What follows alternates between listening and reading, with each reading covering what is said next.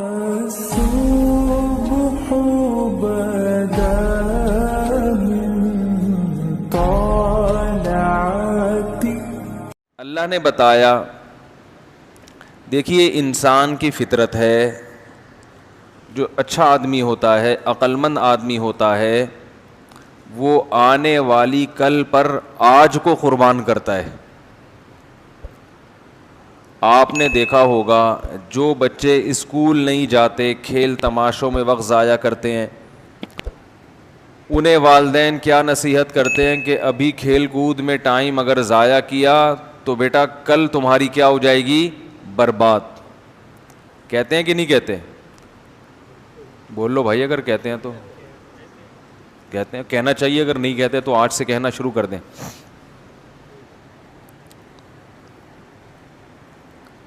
جو سارے پیسے خرچ کر رہا ہو، جتنی ارننگ ہے اڑا دیتا ہو، تو لوگ اسے کہتے ہیں بھائی کل کے لیے کچھ بچا کے بھی رکھو. کل اگر جاب لیس ہو گئے، کل اگر کوئی بڑا خرچہ آ گیا، کوئی بیماری آ گئی، کوئی مصیبت آ گئی، تو تمہارے پاس تو کچھ ہے نہیں، کیا بھیک مانگو گے لوگوں سے؟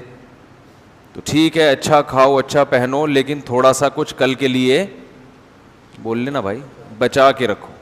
مجھے پتہ ہے جون کا مہینہ ہے 2019، گرمی بہت شدید پڑ رہی ہے کراچی میں. گرمی پنجاب میں بھی پڑتی ہے، لیکن یہ کوفت نہیں ہوتی جیسے یہاں کی گرمی میں. عجیب سا حساب کتاب ہے. 2-4 حضرات نے اے سی کے لارے رپے دیے تھے، اس کے بعد مارکیٹ سے شارٹ ہو گئے وہ لوگ. 2-4 حضرات تھے جنہوں نے کہا تھا ہم آپ مسجد میں اے سی لگوا رہے ہیں، اس کے بعد سے وہ مارکیٹ میں شارٹ. دعا کریں اللہ ان کو مارکیٹ میں دوبارہ آنے کی توفیق عطا فرمائے. ٹھیک ہے، یہ چندے کا جدید اسٹائل ہے. ورنہ مولوی لوگ چندہ مانگتے ہیں تو لوگ بولتے ہیں یار یہ ہر وقت چندے مانگتے رہتے ہیں. تو اب مانگنا تو ضرورت ہے نا چندہ. مساجد کے جو مصارف ہیں وہ تو چندے سے ہی پورے ہوتے ہیں، گورنمنٹ تھوڑی پیسے دیتی ہے. تو ہم نے اس اسٹائل میں چندہ مانگا ہے کہ چندہ بھی مانگ لیا اور آپ کو پتہ بھی نہیں چلا، کیونکہ وہ پرانے والے مارکیٹ میں نہیں آئے تو بہت سے نئے لوگ آ جائیں گے جن کو اندازہ ہوگا اچھا مسجد میں اے سی کی ضرورت ہے ماشاءاللہ. تو یہ ایک اسٹائل ہوتا ہے. تو خیر میں یہ عرض کر رہا تھا کہ اگر کوئی شخص سارے پیسے اڑا دیتا ہو تو لوگ اسے کہتے ہیں کہ بھائی کل کے لیے کچھ بچا کے رکھو. آپ نے دیکھا ہوگا سائن بورڈ پہ اشتہار ہوتا ہے بینکوں کی طرف سے، روپیہ بچائیے کل کام آئے گا، لکھا ہوتا ہے نا، روپیہ بچائیے کل کام آئے گا. تو کل کی فکر کرنا یہ عقل مند لوگوں کا کام ہے. کتنی فکر یہ بھی میں بتاتا ہوں، اس میں غلو جائز نہیں ہے. صحت کے حوالے سے بھی لوگ بات کرتے ہیں کہ بھائی ابھی تو کھا رہے ہو، برگر بھی کھا رہے ہو، پیپسی بھی پی رہے ہو، کوفتے بھی کھا رہے ہو، سب کچھ کھا رہے ہو، لیکن بیٹا کل یہ نکلے گا سارا، ابھی سے احتیاط کرو. کہتے ہیں نا بچوں کو کہا جاتا ہے دیسی گھی کھایا کرو، اس لیے کہ آج اگر گھی کھا کے جوان ہوئے تو کل بڑھاپے میں یہ گھی کیا ہوگا؟ کام آئے گا. ابھی اسے ڈالڈے پہ پلے تو بڑھاپا کیسے گزرے گا؟ کیا خیال ہے بھائی؟ ہمارے ایک دوست ہے قبلہ حکیم، اللہ تعالیٰ ان کی مغفرت فرمائے، اگر انتقال ہو گیا. دوست تو نہیں، عمر میں زیادہ تھے لیکن محلے میں رہتے تھے، حکیم تھے، بڑی باتیں کرتے تھے وہ. تو ایک نوجوان ان کے پاس آیا، بہت ہی باریک سا، 15-16 سال اس کی عمر تھی، بالکل ایسے، بلکہ 18 سال عمر تھی، ایسے باریک. ایک تو ہوتا ہے دبلا اور ایک ہوتا ہے باریک. وہ کچھ اللہ معاف فرمائے غلط کاریوں میں لگا ہوا تھا، ناجائز چیزوں میں، جس کی وجہ سے اپنی صحت کافی خراب کر لی تھی اس نے. تو وہ حکیم صاحب اس کو سمجھا رہے تھے کہ بیٹا جب جسم میں قوت ہونی چاہیے، طاقت ہونی چاہیے، اس وقت یہ حال ہے، تو جب بڑھاپا ہوگا، جب طاقت ویسے ہی جسم میں نہیں رہتی، اس وقت کیا ہوگا تمہارا ہے؟ بھائی جوانی کے بعد کمزوری ہے نا، تو جب جوانی میں ہی کمزور ہو تو کمزوری میں کیا حال ہوگا؟ تو مجھے اس بات پر نا ایک قصہ یاد آیا کہ ایک صاحب نے ایک دوا ایجاد کی اور اشتہار کے لیے نا مشہور کرنے کے لیے یہ میسج چلایا کہ ایسی دوا ہے کہ بڑھاپا کبھی نہیں آئے گا. دیکھیں اپنی چیز کو ایڈورٹائز کرنے کے لیے ایک اصول یہ ہے کہ آپ کوئی ایسا کام کریں جو دوسرا نہیں کر رہا, تو آپ کی بات مارکیٹ میں پھیل جائے گی. سب ایک طرف جا رہے ہیں تو آپ کوئی نیا فرقہ لانچ کریں, نئی نئی باتیں مارکیٹ میں لا کے پھینکتے رہیں آپ, تو آپ بہت جلدی مشہور ہو جائیں گے اور چند لوگ بھی آپ کے پیچھے چل پڑیں گے. تو وہ اس نے دوا کہا کہ ایسی دوا ہے کہ میں قرآن پہ ہاتھ رکھ کے قسم اٹھا سکتا ہوں کہ بڑھاپا قریب نہیں آئے گا. اب دنیا میں کون ایسا ہے جس کو بڑھاپے سے محبت ہو؟ ہر آدمی چاہتا ہے ہمیشہ جوان رہو. وہ بھیڑ لگ گئی اور وہ دوائیں مناسب ریٹ پر بیچ رہے ہیں, لوگ لے لے کے جا رہے ہیں. اب جو کھا رہا ہے بیمار ہو رہا ہے, جو کھا رہا ہے بیمار ہو رہا ہے. خیر انہوں نے ٹھیک ٹھاک نوٹ چھاپ لیے اور وہاں سے پتلی گلی سے نکل لیے. بعد میں کسی نے ان کو پکڑا, بولا آپ نے یہ دعویٰ کیا تھا ایسی دوا ہے کہ بڑھاپا نہیں آئے گا, اور جو کھا رہا ہے وہ اس کی تو حالت خراب ہو رہی ہے. تو اس نے کہا بھائی جب جوانی میں ہی مر جائے گا تو بڑھاپا قریب, کیا خیال ہے بھائی؟ بھائی جب جوانی میں ہی مر جائے گا تو بڑھاپا قریب بھی نہیں آئے گا, جوانی میں مار دے گی یہ دوا اس کو. تو وہ حکیم صاحب اس نوجوان کو سمجھا رہے تھے کہ ابھی تمہارا یہ حال ہے. وہ بیچارے غلط کاریوں میں, ناجائز چیزوں میں لگ کے آج کل نوجوانوں نے صحتیں برباد کی ہوئی ہیں.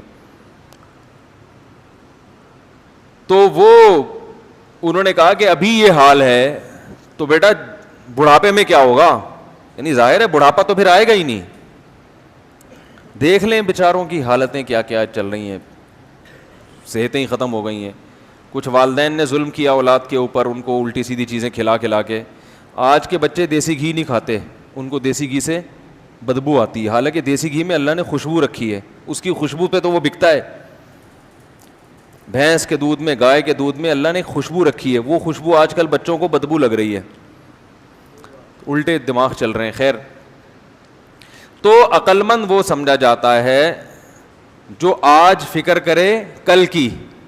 ایسا ہی ہے نا, تو بچوں کو کہا جاتا ہے بیٹا آج کھاؤ, جو جوانی میں کھا لیا وہ کام کب آئے گا؟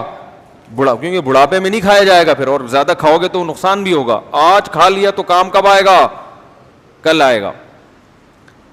تو اتنی بات تو پوری دنیا میں سب مانتے ہیں, اس پر ساری دنیا کے عقل مندوں کا اتفاق ہے کہ کل کی فکر کرنا عقل مند لوگوں کا کام ہے, اور بے وقوف آدمی آج ہی سب کچھ حاصل کر لیتا ہے, آئندہ آنے والے کل کی فکر نہیں کرتا. لوگ بیٹیوں کی شادیاں کیوں کرتے ہیں؟ ان کو پتہ ہے بھائی ہم مر جائیں گے, تو یہ اپنے گھر میں رہیں گی تو ان کا مستقبل محفوظ. ورنہ کسی باپ کا دل نہیں کرتا کہ بیٹی کو گھر سے بولو بھائی رخصت. بیٹوں کو نکالنے میں اتنا مسئلہ نہیں ہوتا, نکل یہاں سے, کان سے پکڑ کے نکال دو, تھوڑا سا ٹیڑھا میڑھا چلے نا, چماٹ مارو, نکل یہاں سے. بیٹی کو سے جو باپ کو محبت ہوتی ہے, تو کوئی باپ کبھی نہیں چاہے گا میری بیٹی گھر سے رخصت ہو, لیکن یہ قربانی باپ دیتا ہے بچی کے مستقبل کے لیے, اس کے فیوچر کے لیے. تو دنیا میں ہر شخص, آپ کو اولاد چاہیے اپنے فیوچر کے لیے. ہمیشہ آپ کماتے نہیں رہیں گے, ہمیشہ آپ کے ہاتھوں میں طاقت نہیں رہے گی. ایک وقت آئے گا آپ پہ بڑھاپا ہوگا, پھر آپ پہ مختلف قسم کی بیماریاں حملہ کر سکتی ہیں. تو اس میں صرف آپ کی اولاد ہے جو آپ کی خدمت کرے گی, باقی کوئی بھی آپ کی خدمت اس طرح سے نہیں کرے گا. وہ کرائے پر رکھ لیں گے آپ کسی کو, ایک الگ بات ہے, وہ دل اور جان سے محبت کے ساتھ خدمت نہیں کرے گا آپ کی. تو پلاننگ فیوچر کی, مستقبل کی پلاننگ یہ ہر آدمی کرتا ہے اور ہر شخص کو کرنا چاہیے. صحت کی پلاننگ بھی ہوتی ہے, معاشی لحاظ سے بھی آپ پلاننگ کرتے ہیں. لوگ انشورنس کیوں کرواتے ہیں کہ بھائی آج اگر کل ہم بیمار ہو گئے یا کل گاڑی میں حادثہ ہو گیا, مسئلہ نہ ہو جائے, تو اگرچہ انشورنس ناجائز ہے, حرام ہے, وہ طریقہ کار صحیح نہیں ہے, لیکن فیوچر کی پلاننگ کرنا یہ غلط, بولو بھائی, نہیں. یہاں تک میں اپنی بات سمجھا پایا ہوں. اب مسئلہ مسلمان میں اور کافر میں بڑا ہے. مسلمان کے ہاں جو کل کی ڈیفینیشن ہے وہ نہیں ہے جو کافر کے یہاں ہے. بہت مشکل ہے بھائی. کل کی جو ڈیفینیشن ہے نا ہمارے جو عرف میں, وہ 50-60 سال کی زندگی کو کل کہا جاتا ہے. حالانکہ یہ بہت چھوٹا کل ہے. اس کل کے لیے جتنی تیاری کی جا رہی ہے اتنی تیاری کی ضرورت نہیں ہے, کیونکہ یہ جو کل ہے نا جس کے لیے آپ تیاری کرتے ہو اور 40 سال تک کرتے رہتے ہو, تو یہ تیاری میں آپ کی آدھی سے زیادہ زندگی گزرتی ہے, اور اس کا آؤٹ پٹ جو حاصل ہوتا ہے اس کے لیے آپ کے پاس ٹائم, بولو بھائی, بہت تھوڑا ہوتا ہے. اب یہاں سے مشکل بات شروع ہو گئی. یہاں سے کیا شروع ہو گیا؟ ٹیکنیکل مسئلے اب آنا شروع ہو جائیں گے. دیکھو جو کل کی تیاری کی جاتی ہے وہ کب تک کی جاتی ہے؟ اکثر 40 سال تک تو فیوچر کی پلاننگ کرتے رہتے ہیں نا بھائی. آپ پہلے پڑھتے ہو, دیکھو 10 سال کا بچہ جو ہے نا, بچہ 7 سال میں جاتا, بلکہ میرا خیال ہے آج کل تو 4 سال, اسکول والوں کا تو بس نہیں چلتا, وہ کہتے ہیں بچہ پیدا ہمارے اسکول میں آگے کرو پھر ہم پڑھائیں گے اس کو. وہ تو فیسیں لینے کے چکر میں ہے نا. 7 سال سے پہلے بچے کو اسکول میں داخل نہ کریں, کھیلنے کودنے دیں اس کو, اس کی ذہنی گروتھ ہونے دیں.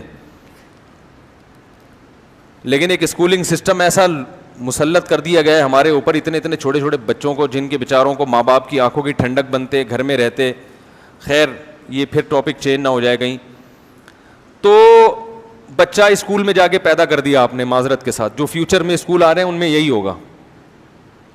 بلکہ وہ بچے کی پیدائش سے پہلے ماں باپ کو پڑھانے کے لیے, کہ آپ کے بچے کے لیے پہلے آپ کا پڑھنا بھی ضروری ہے, ٹھیک ہے نا, تاکہ پیدا ہوتے ہی بچے کو پڑھی لکھی ماں ملے. تو ہم نے ماں باپ کے لیے بھی ایک سینٹر کھولا ہوا ہے جن کی اولاد ہونے والی ہے. وہ ان کا مقصد ہے پیسے کھینچنا, تو وہ بہت پہلے سے پلاننگ کریں گے. تو بچے کی پلاننگ, جو دنیا کی پلاننگ ہے, وہ شروع ہو جاتی ہے 3-4 سال میں. آپ اس کا اسکول میں ایڈمیشن کرا دیتے ہو, اور بھاری بھرکم فیسیں دینا, بھائی بولنے پر کوئی پابندی نہیں ہے, بھاری بھرکم فیسیں دینا شروع کر دیتے ہیں آپ. یہ فیوچر کی کیا ہو رہی ہے؟ پلاننگ. پھر بچہ جناب 15 سال میں میٹرک کرتا ہے, اگر وہ انسان کا بچہ ہوگا, تمیز سے چلتا رہا ہوگا, ورنہ 20 سال لگا دے گا کمبخت سے میٹرک. تو اگر وہ واقعی شرافت سے چلتا رہا تو انشاءاللہ 15 سال میں کیا کر لے گا؟ میٹرک کر کے نکل آئے گا وہ. لیکن ابھی آپ کی پلاننگ ختم, 15 سال اس نے فیوچر کے لیے, آنے والے کل کے لیے قربان کر دیے. 15 سال کے بعد پھر وہ 2 سال لگائے گا انٹر کرنے میں. یہ انٹر میں جو ٹائم لگا رہا ہے, صبح شام کتابیں پڑھ رہا ہے, کوچنگ سینٹر بھی جا رہا ہے, صبح کالج جا رہا ہے, یہ آج کے لیے کر رہا ہے یا کل کے لیے؟ بولو بھائی, کل کے لیے. یہ ساری قربانی, صبح صبح اٹھے گا, نماز کے لیے اٹھے نہ اٹھے, کالج کے لیے اٹھ جائے گا, پھر پڑھے گا, پھر امتحانوں میں 2 مہینے کی الگ ٹینشن. ہمیں یاد ہے امتحان کے دن کیسے ہوتے ہیں, ایک اچھی خاصی ٹینشن ہوتی ہے انسان پر. درمیان میں کچھ تفریح بھی کرے گا, سواد مردان چلا جائے گا 1-2 مہینے کے لیے, لیکن جو زیادہ تر ٹائم ہے اس کا وہ ٹینشن میں گزرے گا. ایک فکر کے رزلٹ نہیں آیا, پتہ نہیں نمبر کیسے آئے. انٹر کے بعد, یعنی یہ کتنے ہو گئے؟ 12 سال ہو گئے, اور بچے کی عمر ہو گئی 17 سال. انسان کے بچے کی بات کر رہا ہوں, یہ پہلے بتا دوں. 17 سال میں وہ کیا کرتا ہے؟ انٹر کرے گا. ابھی فیوچر کی پلاننگ جاری ہے. پھر اس کے بعد وہ BCom کرے گا, یا BSc کرے گا, یا BA کرے گا, بیچلر بنے گا. پھر اس کے بعد 4 سال یونیورسٹی میں گزارے گا, یا کچھ بھی کرے گا. بہرحال 18-20 سال اس کے لگ گئے فیوچر کی پلاننگ. 20 سال کے بعد جا کے اس کو ایسی جاب ملتی ہے جو اچھی نہیں ہوتی, لیکن وہ اس لیے اس جاب کو قبول کرتا ہے کہ اس کے ذریعے مجھے اچھی جاب فیوچر میں, بولو بھائی, مل سکتی ہے. مجھے مستقبل میں, یہ میں قرآن و حدیثی پر بیان کر رہا ہوں. لوگ کہتے ہیں قرآن حدیث, وہ جو میں نے آیت پڑھی ہے نا, کل کی تیاری کرو, اس آیت کا مطلب آپ کو سمجھا رہا ہوں میں. ایک صاحب مجھے کہنے لگے آپ نے پورا بیان کیا, کوئی قرآن کی آیت کوئی حدیث. میں نے کہا پورے بیان میں کوئی ایک بات قرآن و سنت کے خلاف ملی ہے؟ ایک آیت ہو اس کی تشریح میں 1.5 گھنٹہ لگ جائے, یہ زیادہ بہتر ہے کہ درجنوں آیتیں ہوں اور سمجھ میں ایک بھی نہ آئے. تو تشریح تو انسان اپنے ہی انداز سے کرتا ہے نا, کیا خیال ہے بھائی؟ تو ہر زمانے کے لحاظ سے اس کی تشریح اسی زمانے کے حساب سے کی جائے گی جس زمانے میں آپ ہیں. تو میں یہ عرض کر رہا تھا کہ 18-20 سال کے بعد وہ جاب کے قابل ہوتا ہے اور جاب میں وہ سستی جاب بھی برداشت کر لیتا ہے. مثال کے طور پر ایک شخص کمیشن آفیسر بھرتی ہوگی آرمی میں, تو شروع میں تھوڑی اس کے پھول لگ جائیں گے. 2 سال ٹریننگ میں اس کا اچھی طرح جوس نکالا جائے گا. وہ یہ سب برداشت کرے گا کس کے لیے؟ بولو بھائی, فیوچر کے لیے. ایک بات آپ کو درمیان میں جملہ معترضہ کے طور پہ کہہ رہا ہوں, اور یہ ایسی بات ہے جس پر مجھے بوٹ پالش کے تانے دیے جاتے ہیں. یہ جو ہمارے یہاں کہا جاتا ہے نا فوج سب سے زیادہ عیاش ہے, یہ بالکل غلط ہے.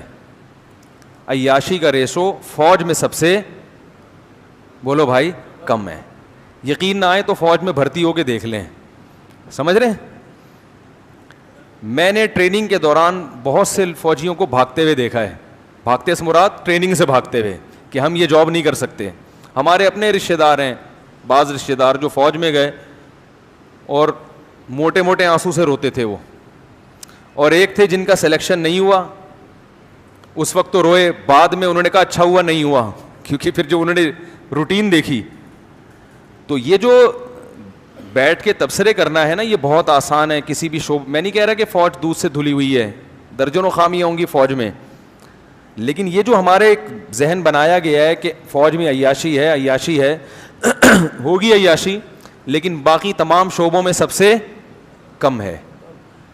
آپ تھوڑا سا جا کے ذرا دیکھ لیں فوجیوں کی زندگی, تو آپ کیمپنگ جو کرتے ہیں, جنگلوں میں رہتے ہیں, آپ نیوی میں جا کے دیکھیں. آپ جو ہمارے جو فوجی جوان پاکستان نیوی میں جو سمندروں میں رہتے ہیں, ہر وقت الٹی کی گولیاں ساتھ ہوتی ہیں, ہر وقت الٹیاں. سمندر کی زندگی ایک بہت بڑی ٹینشن ہے, بہت بڑی ٹینشن ہے.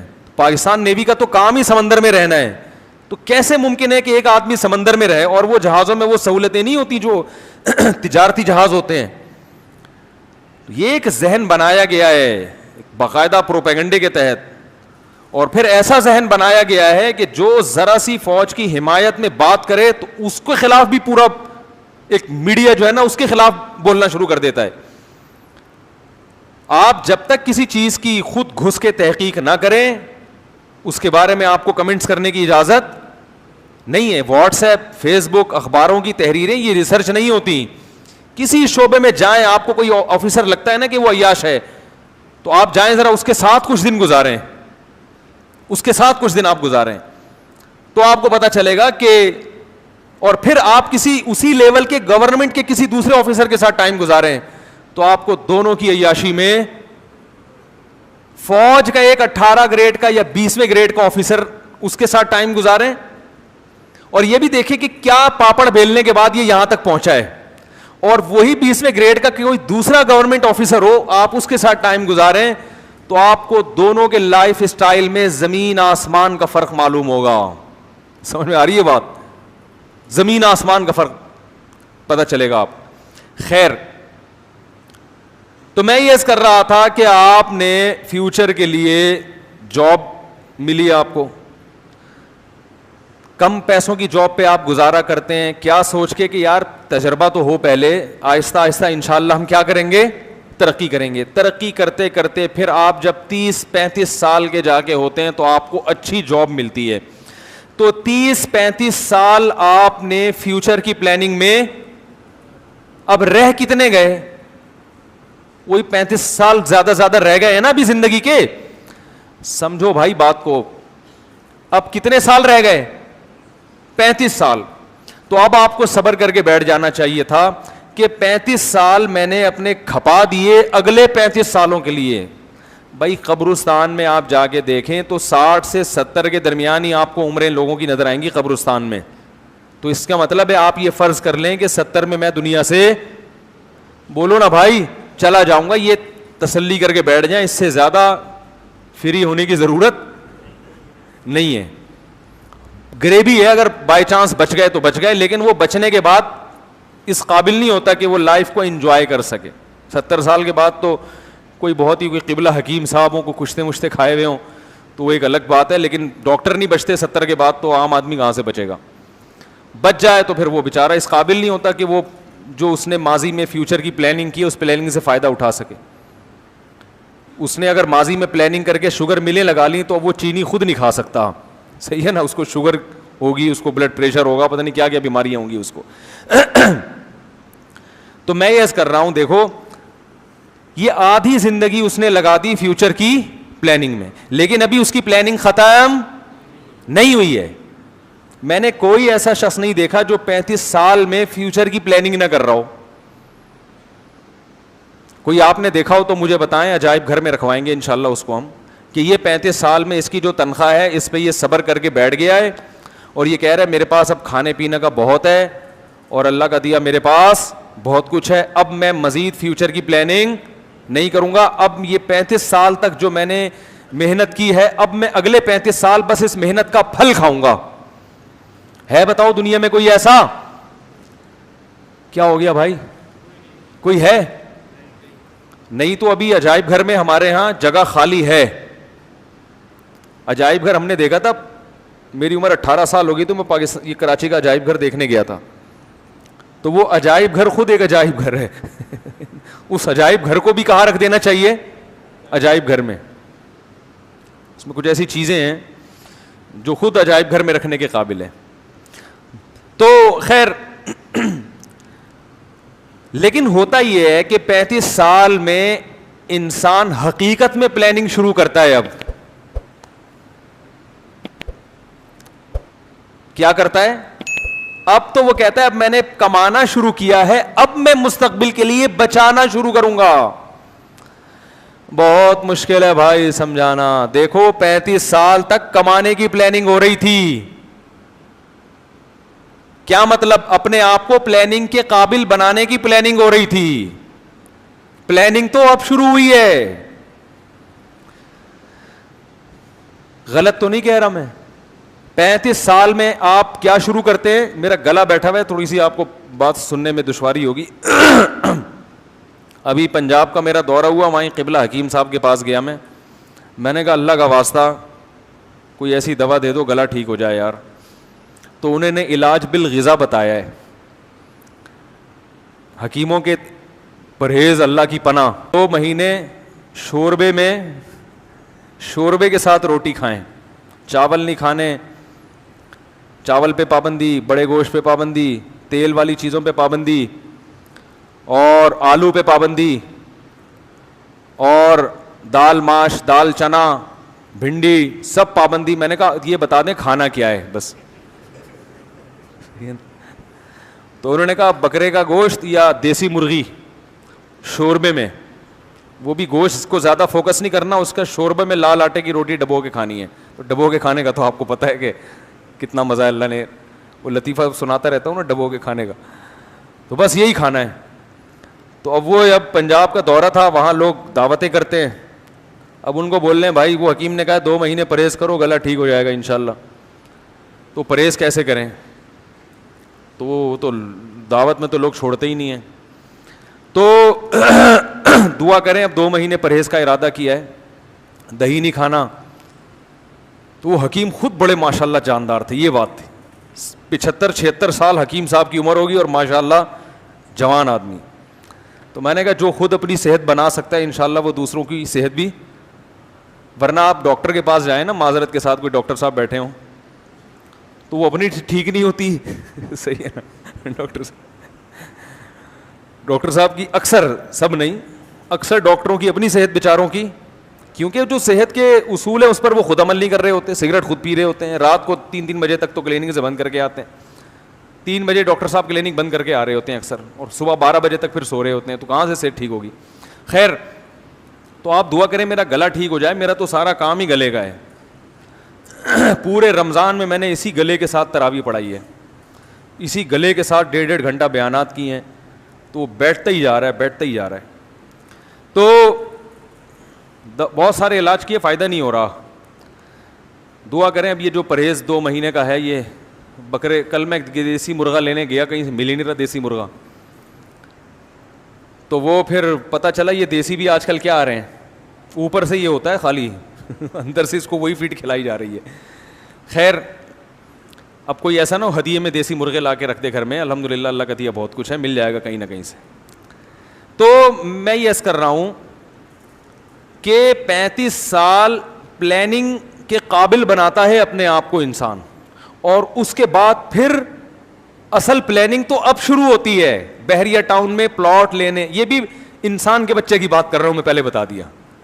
اگر صحیح طرح سے پڑھا ہو, اسکول گیا ہو, ٹائم پہ کالج گیا ہو, امتحان تیاری کر کے دیے ہوں, بالکل صحیح ایکوریٹ زندگی گزار رہا ہو, بالکل پرفیکٹ لائف ہو, تو وہ پھر 35 سال میں انسان کا بچہ بن جاتا ہے. ورنہ حالات آپ کو پتہ ہیں کہ کیا ہیں. 45 سال میں بھی لوگ کہتے ہیں یار ابھی تو کچھ ہے ہی نہیں, کیا کریں, بے روزگار پھر رہے ہوتے ہیں. تو 35 سال میں جب آپ کمانے کے قابل ہو گئے, آپ کی اچھی تنخواہ ہو گئی, تو اب آپ شروع کرتے ہیں فیوچر کی پلاننگ. ابھی پلاننگ اصل میں شروع ہوئی ہے. اب آپ کہتے ہیں میرے بحریہ ٹاؤن میں اتنے پلاٹ ہونے چاہیے, اب کوئی میں تنخواہ لے رہا ہوں, اب کوئی بزنس اسٹارٹ کرنا چاہیے. یہ تو بہت تھوڑی ہے. پھر آپ پلاننگ کرتے کرتے کرتے کرتے اسی دوران بچے بھی ہو رہے ہیں, تو اپنی پلاننگ کے ساتھ بچوں کی بھی, کیا خیال ہے بھائی, بچوں کی بھی شروع, بچوں کا اسکول, فیسیں, وہ ساری حساب کتاب مر جاتا ہے. لیکن معذرت کے ساتھ کمبخت کی پلاننگ ختم, بولو بھائی, نہیں ہوتی. اور اگر بالفرض 50-55 سال میں آ کے بریک لگ گئی کہ یار میں نے جتنے پلاٹ خریدنے تھے خرید لیے, بچوں کو پڑھانا تھا پڑھا دیا, ذاتی مکان خریدنا تھا خرید لیا, سارے کام میرے ہو گئے, اب میں ہنسی خوشی زندگی گزاروں گا, تو فرشتے آ کے بزبان حال کہہ رہے ہوتے ہیں کہ 50 سال تو تیری عمر اسی میں لگ گئی, اب ہنسی خوشی زندگی گزارنے کے لیے زندگی ہی نہیں بچی ہے, ہنسی خوشی کہاں سے لگائے گا اس میں. بھائی پہلے کوئی جوہر تو ہو, وہ کسی صفت کے ساتھ متصف ہوتا ہے نا, کوئی چیز ہو تو وہ اچھی بھی ہوگی بری بھی ہوگی, چیز ہی نہیں ہے, اب تیری زندگی بچی نہیں ہے. 10-15 سال رہ گئے, وہ بھی 10 قسم کی بیماریوں کے ساتھ, شوگر, بلڈ پریشر اور ڈپریشن اور اسٹریس. یہ بھی ایک نئی بیماری ہے بہت تیزی سے معاشرے میں. وہ ڈپریشن اس بات کی ہوتی ہے کہ 50 سال میں جہاں تک آپ اپنے آپ کو دیکھنا چاہتے تھے پہنچے وہاں تک, بولو بھائی, نہیں ہو, تو اس کی وجہ سے اسٹریس میں ویسے ہی چلا جاتا ہے آدمی. اچھا کیا ہو گیا میری پگڑی کو بھائی, صحیح ہو گئی اب. تو اس کی وجہ سے ویسے ہی انسان کہاں چلا جاتا ہے, اسٹریس میں چلا جاتا ہے. اور درجنوں, پھر اولاد کے الگ مسائل, کوئی اولاد بگڑ گئی, وہ ساری پلاننگ کی واٹ لگا دیتی ہے. بگڑی ہوئی بیگم مل گئی, بد اخلاق عورت مل گئی, اس نے ساری پلاننگ کی, بولو بھائی, ایسی کی تیسی کر دی. سالہ مل گیا کوئی ایک بھی آڑا ترچا, ایک سالہ بھی آڑا ترچا مل جائے نا, وہ ٹینشن کے لیے, بولو بھائی. اور سوچو جس کے 3-4 قسم کے مختلف قسم کے سالے ہوں, اس کی زندگی کیسی ہوگی ہیں.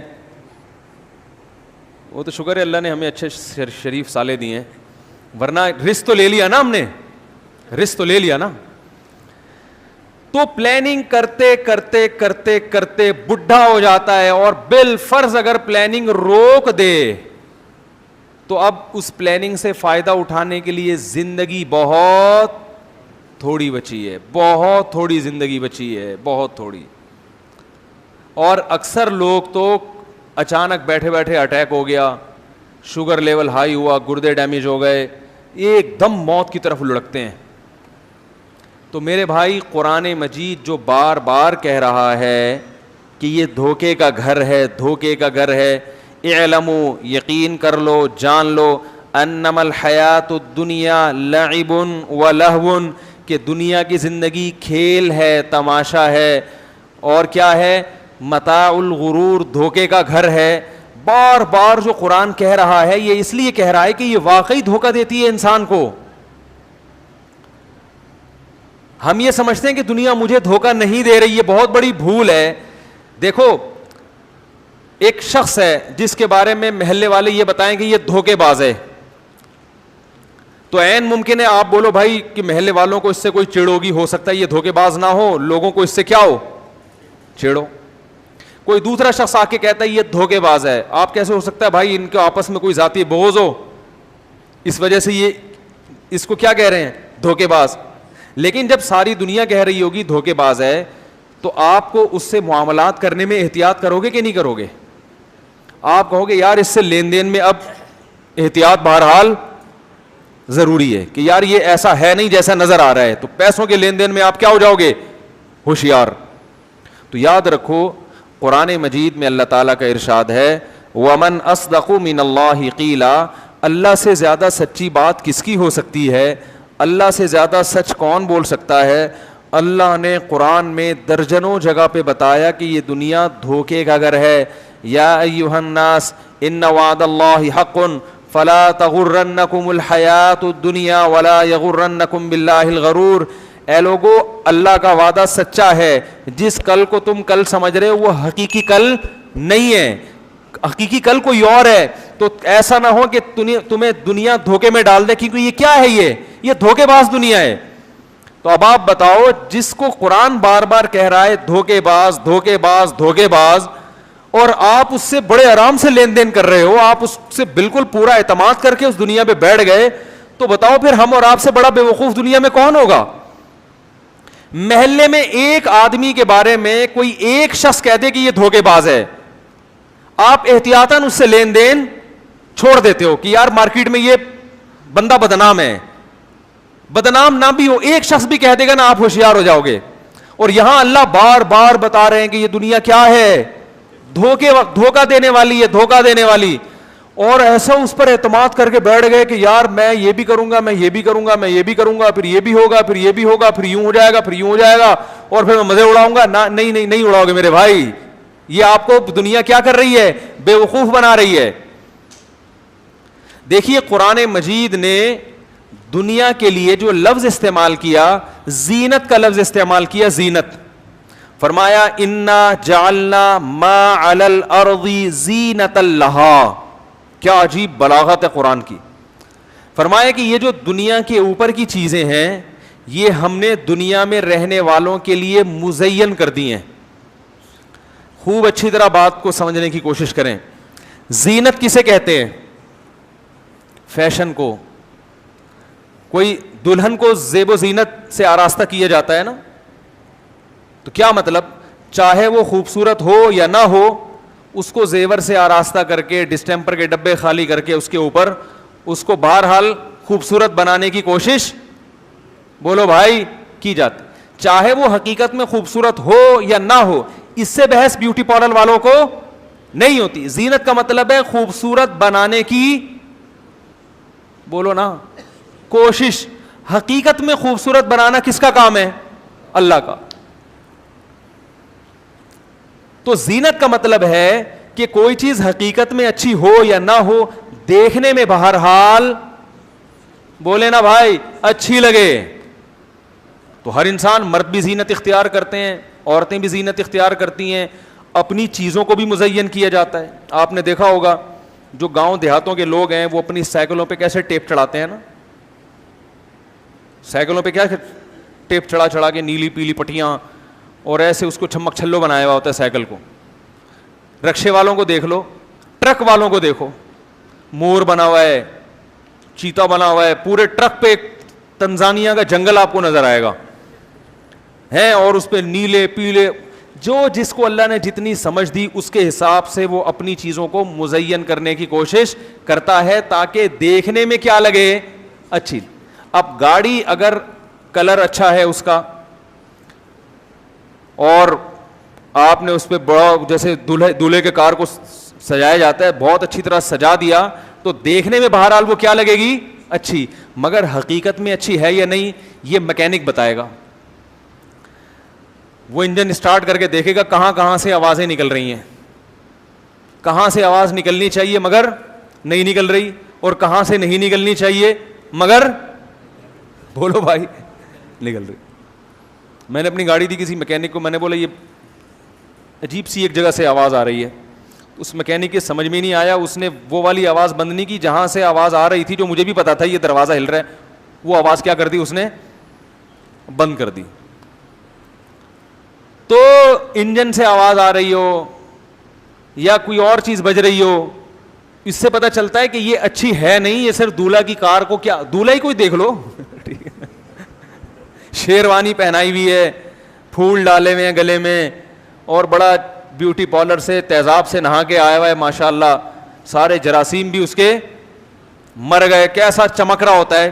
لیکن کیا یہ اس کی علامت ہے کہ یہ دولہا واقعی اچھا ہے؟ بھائی اچھا لگ رہا ہے یا نہیں ہے یہ تو دلہن بتائے گی 6-7 مہینے کے بعد, کہ جب وہ عدالت میں خلا لینے کے لیے گئی بھی ہوگی تو پتہ چلے گا کہ یہ اچھا تھا بھی یا بولو نا بھائی اچھا تھا یا نہیں تھا. تو زینت کا مطلب ہوتا ہے کسی چیز کو آراستہ کر دینا. تو اللہ نے قرآن میں کہا انا جعلنا ما علی الارض, زمین کے اوپر جو کچھ ہے یہ ہم نے آراستہ کر دیا ہے, دیکھنے والوں کو اچھا لگتا ہے. اچھا ہے نہیں, یہ لگے گا بہت اچھا لیکن اتنا اچھا ہے نہیں جتنا اچھا لگ رہا ہے تمہیں. کتنی بڑی حقیقت اللہ نے بیان کر دی. تو اب ہم کیا کریں, اللہ اگر اچھا لگ رہا ہے لیکن ہے نہیں تو ہم کریں کیا, پھر چھوڑ دیں اس کو؟